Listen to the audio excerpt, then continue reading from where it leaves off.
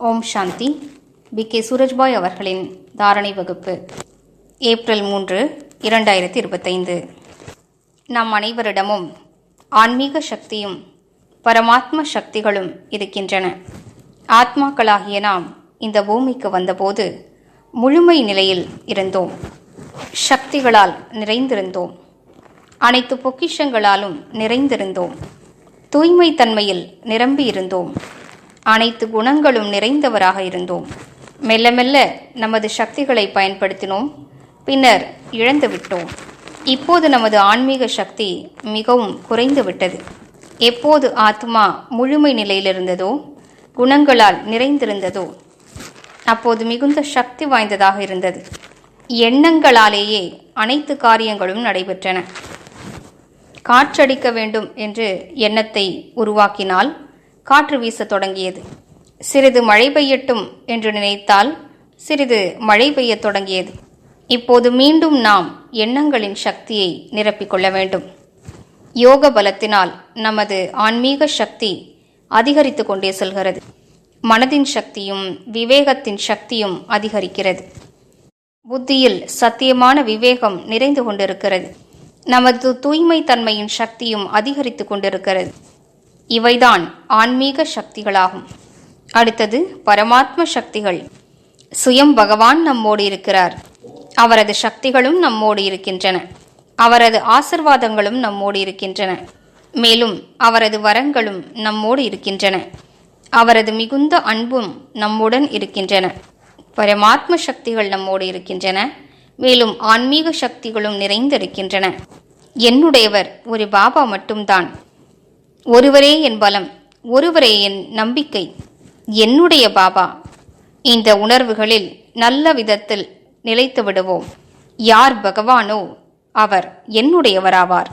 யார் சர்வசக்திவானோ அவர் என்னுடையவராவார். யார் அதிர்ஷ்டத்தை உருவாக்குபவரோ அவர் என்னுடையவராவார். யார் துக்கங்களை அழித்து சுகத்தை வழங்குபவரோ அவர் என்னுடையவராவார்.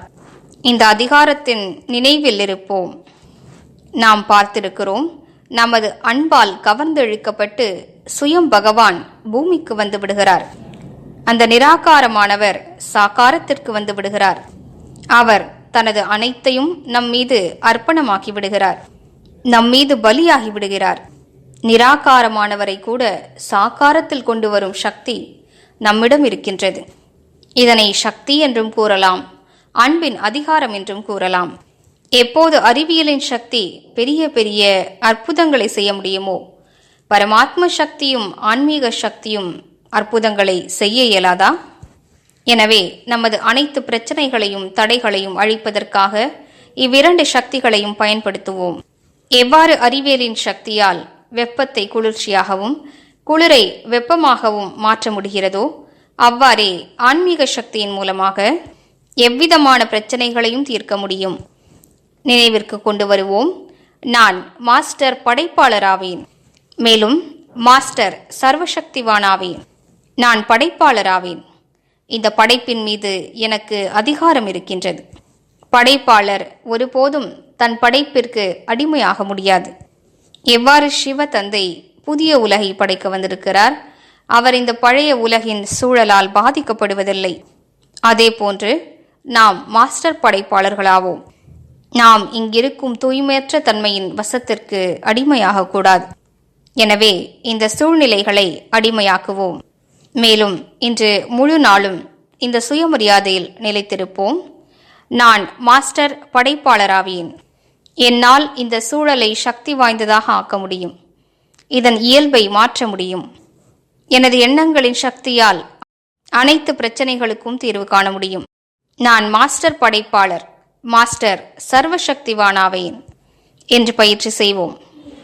பூலோக உருண்டையின் மீது நிலைத்திருந்து, பூர்வீகமான ஆத்மா என்ற நினைவில் நிலைத்திருந்து, உலக ஆத்மாக்களுக்கு சக்தி வாய்ந்த அதிர்வலைகளை பரவச் செய்வோம். ஒவ்வொரு மணி நேரத்திற்கும் ஒரு முறை இந்த பயிற்சிகளை மேற்கொண்டு சகாஷ் கொடுப்போம். ஓம் சாந்தி.